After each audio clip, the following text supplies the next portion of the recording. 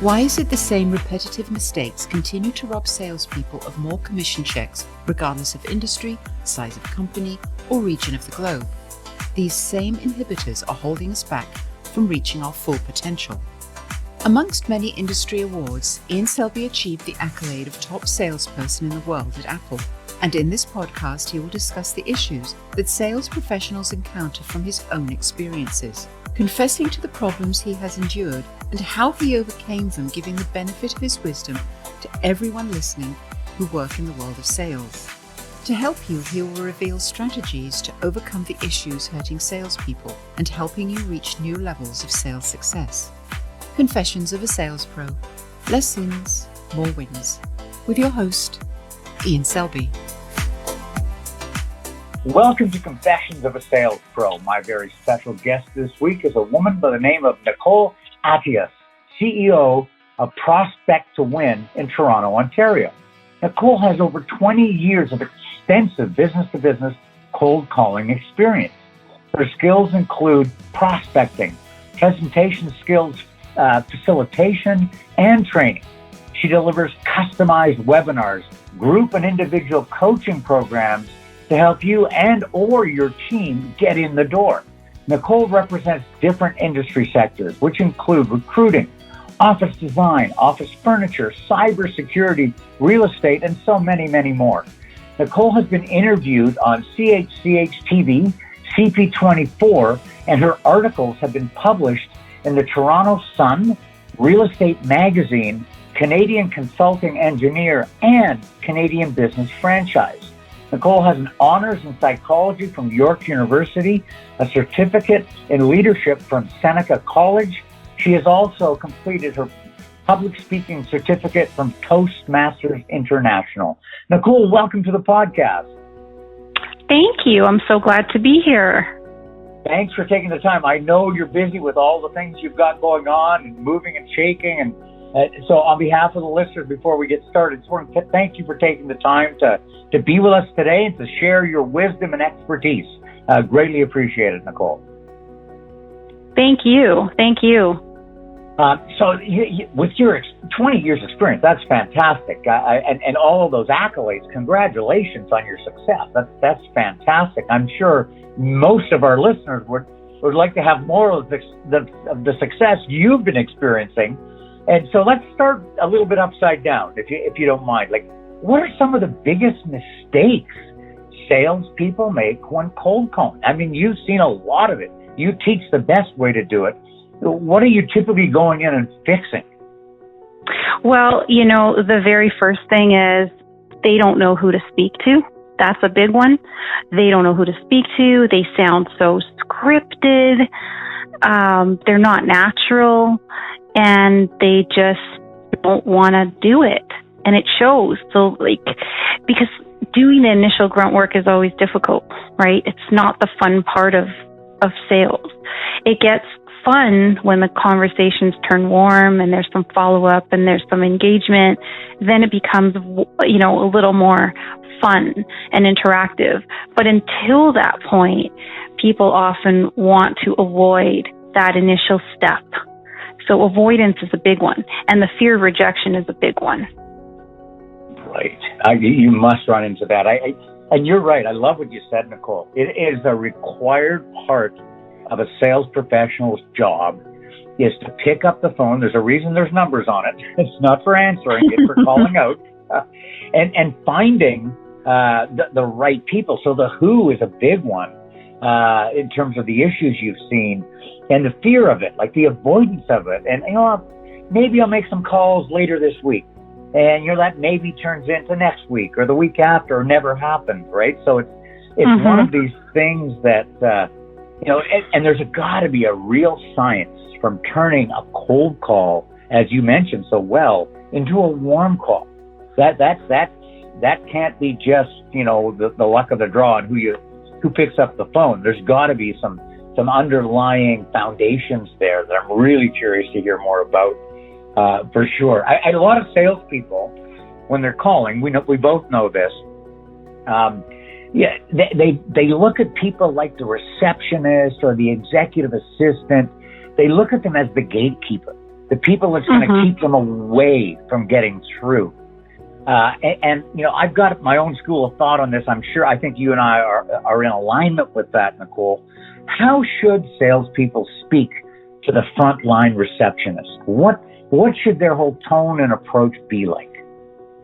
They should make them feel important, like they're part of the decision-making process, even if they're not, because really when you're just calling for the very first time, you don't know the personality of that individual. You don't know anything about them. You don't know if they're having a good day, a bad day, and you don't know what they've been told by upper management. Like these individuals sometimes are told to screen calls, and those calls become a little bit more difficult and frustrating. But then there are a batch of those individuals who are not told to screen calls, and they can be so helpful. You don't know until you call them. So treating them with respect and treating them like they're part of it. Yeah, what do you think about this? I'd like to speak with so-and-so. This is what we do. And then get them involved, right? Because then they'll help you. And going along that way is smart. Where the issue is, like I said before, is when they're told by upper management to screen. Why are you calling here? What is this about? They wouldn't say, why are you calling here? They'll just come out and say, what is this about?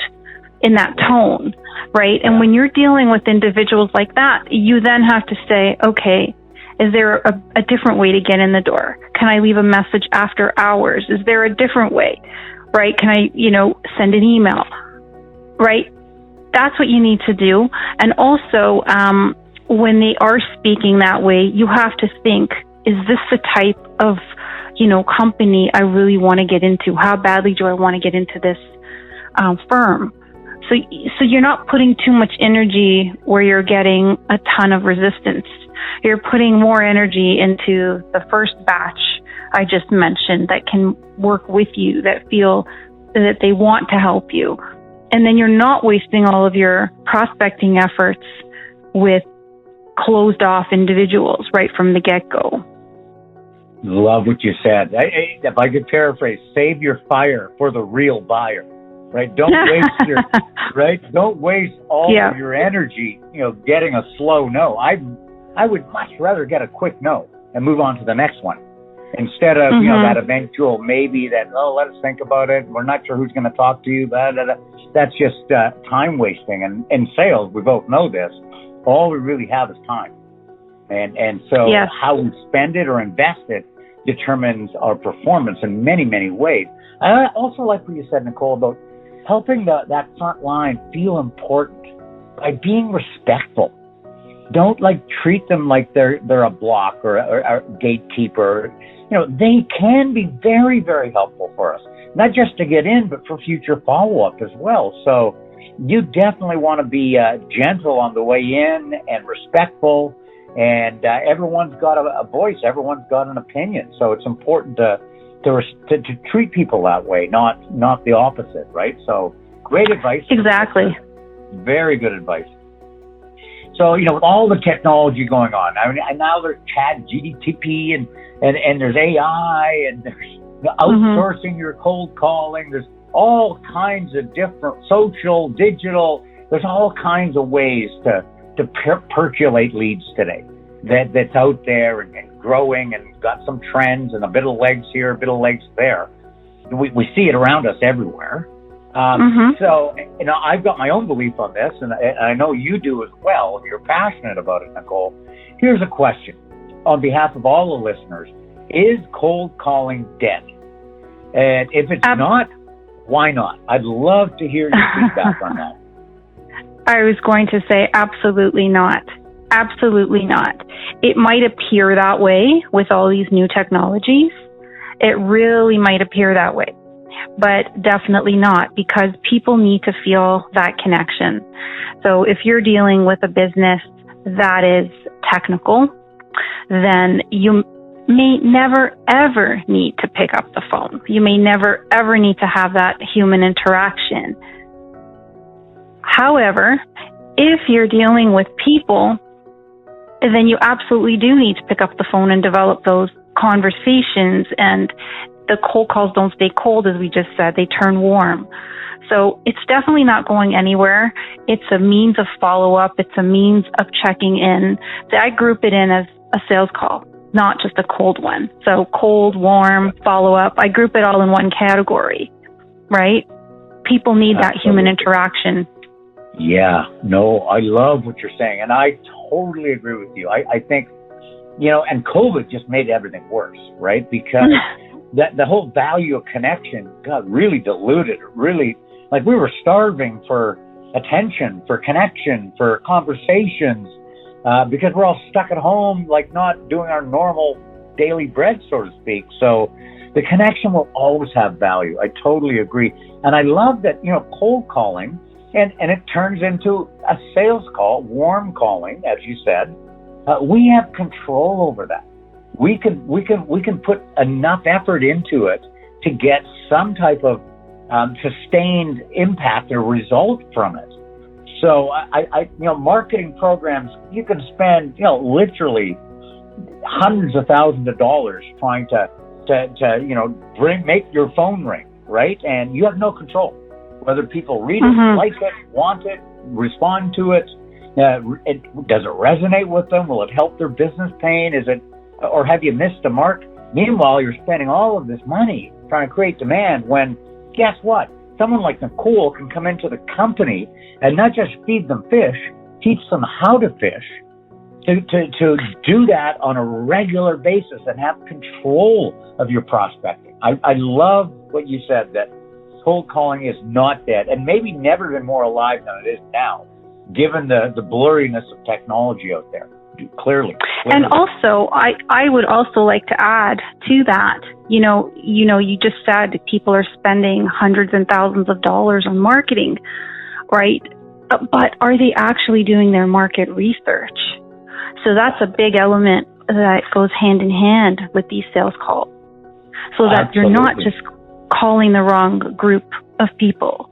You're not wasting your time. So this is where it goes hand in hand with the cold calls.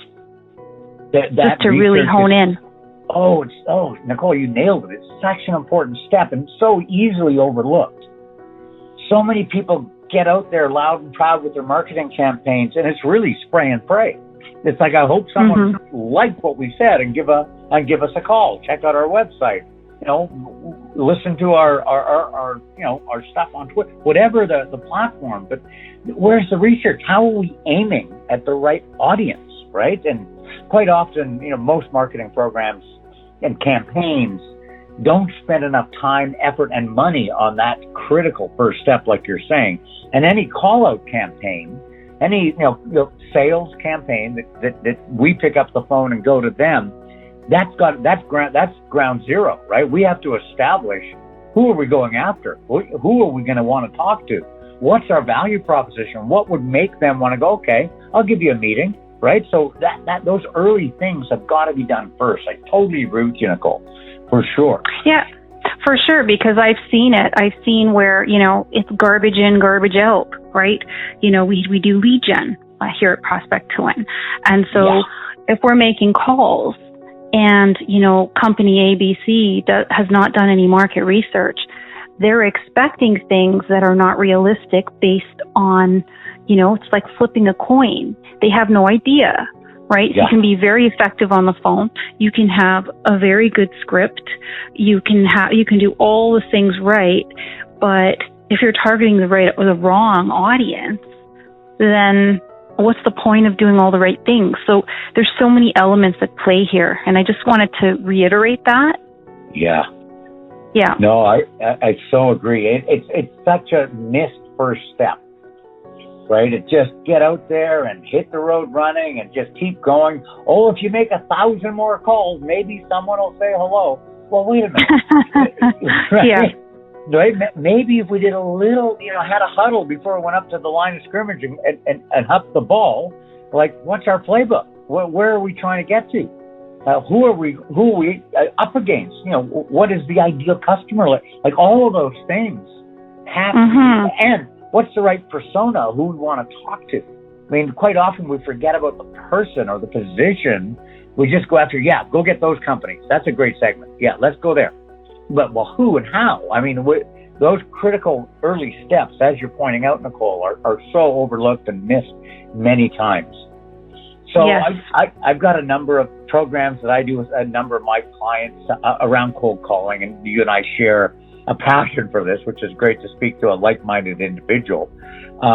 When, in your opinion now, Nicole, when is the very best time of the day to make those cold calls to convert them into warm calls? What from a clock standpoint, when is the best time? Well, it's funny you ask that, because I have been told first thing in the morning when, executives first come into the office, and I've also been told towards the end of the day when everybody leaves the office, then you can reach those executives. It can happen, but my feeling is there is no specific time. My feeling is just do it. There is no specific time, because the majority of the time you're going to get voicemail, right? So you're really playing the voicemail game, the voicemail numbers game, I should call it. So in my opinion, and everyone comes at this from a very different angle. Some people would swear by never leaving voicemails. I swear by leaving voicemails. I think there is no special time. I think it's all about having a target for yourself, for the week, for the month, whatever you're doing, and sticking to that target regardless of when they are being made, regardless of when the calls are being made. And I would also add, if you want to really narrow it down, off season is a great time, right? When nobody else is making calls. So off season. So, if you have a business that runs from, for the summer months, then you might want to call in the winter. Or if, the holidays are coming up and everybody's off, going away, doing their thing, you might want to make calls then, because nobody else is doing it. That would be the only little add-on, I would say. Otherwise, just stick to the numbers and don't worry about the time of the day. I love what you said. And so it's Nike's slogan, just do it, right? Just do it. Yeah. And do it, as you're saying, Nicole, do it consistently, right? And I agree with you. Leaving a voicemail, failure to do that, you're leaving a branding opportunity behind and off the table. Because when you get to leave a voicemail, you can leave a compelling reason why you've called and what they may benefit from your service with. So if you don't leave a voicemail, you've actually wasted the dial, right? Don't waste the dial. And people will call you back. People will call you back. And when you call again, they recognition, right? Brand recognition. You call back. I called you last week. I just want to see if I get through you this week. Oh, yeah, you're Nicole, right? From Prospect to Win. Yeah, exactly. Right? So people... exactly. And when you send an email, follow-up, which is also a good best practice for follow-up on the top of the pipeline activity, your name will be there again, right? So leaving a voicemail is good. In my voicemails, I like to suggest that if I don't hear from you in a few days, I've made a note to call you again, because I believe there's something we can do that would help each other here. Have yourself a good day, right? So I always say own the next step. As a salesperson, always own the next step. Don't leave it. Hope is not a strategy, right? So I keep control of what I'm going to do, but I tell them I'm going to follow. I had one record was I had 14 unanswered cold calls back in my earlier days in sales. Finally, I got through to this, it was a CEO, a decision maker. I said, wow, you are the most persistent human being I've ever encountered in my business life. What will it take for you to stop calling me? And I said, buy something. If you buy something, I will leave you alone. But right. You're on my list. You're staying on my list till I get to help you. Right? So right. We all have a record. I'm sure all of us in sales have one of those records that, how long did it take to open that door? So I agree with you on the voicemail thing, Nicole, big time. It's a branding opportunity. Don't miss it. You're leaving money on the table if you do. That's for certain. And I like what you said about off season. I really do. I mean, it can be an advantage. Like after U.S. Thanksgiving, what happens? Well, you go turkey to turkey. You got to wait for Christmas. Not a lot does happen. So the competition is no longer, chasing them down. They're more free. And there might be some of the support staff, admin staff, already out for holidays. You might have a better chance at getting through to the decision makers during those off-season peaks. So really like what you had to say there. Great advice for the listeners, Nicole. So if I can ask you one more question, there's so much. I mean, you've got so much wisdom and experience that I love it. What else, in your opinion, what else matters when it comes to business selling, Nicole? What else really is huge for everyone? Really, at the end of the day, is the engagement and the impression, the first impression that you leave, and obviously offering something very valuable and feeling confident in what it is that you're selling. So if you love what you're selling, whatever it is, if you run your own business, if you're working for an organization, you believe in what it is that you're selling, the product, then it really shows. But if you're just doing it because you've got a manager on your back to achieve a certain number by the end of the month or quarter, then that's going to show as well. So it's really being passionate about what it is that you're selling and what it is that you do, and it comes through in your presentation skills. So all of that really comes together naturally when you love what you do. When you don't, it will show.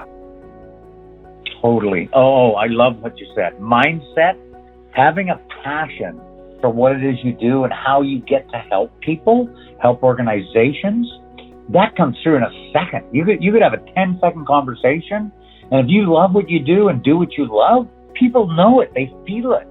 If you're just picking up the phone, dialing, going through the script, okay, hang up. People get that too, right? So there's a good way to do it. There's a way to do it with your heart, I guess, and a way to do it with your mind. If you do it with your heart, I think better results happen. I like what you said about engagement, making that first impression.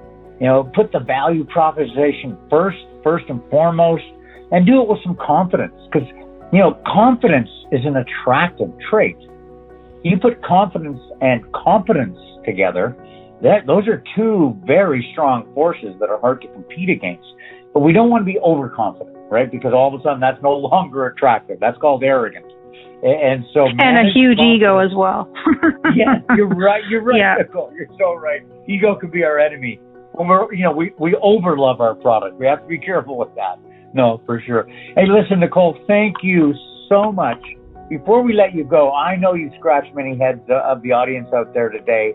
How can the listeners get a hold of you? How could they reach out to you, Nicole, and say, hey, Nicole, heard your podcast, interested in what you do, how you can help companies. I've helped so many before. How can they best do that? Well, there's a few ways. They can find me on YouTube, which is Prospect to Win. So Prospect, the number 2, win. Or they can go on to the website, Prospect to Win. Or they can find me on LinkedIn, either on Prospect to Win or Nicole Attias. That's fantastic. Again, Nicole, before we let you go, on behalf of all the listeners today, thank you for taking the time and sharing your fabulous wisdom. Greatly appreciated. Lots of fun. Thank you. And thank you all for listening to Confessions of a Sales Pro. If you have found this episode informative and helpful, we would be honored and appreciative if you would share this podcast with other great salespeople like yourself. And we look forward to you joining us for all new episodes weekly, every Thursday. Please subscribe to the podcast if you haven't already. If you'd like us to help you grow your sales commissions, visit us at salesmentoryou.com. Confessions of a Sales Pro. Less sins, more wins. With Ian Selbie.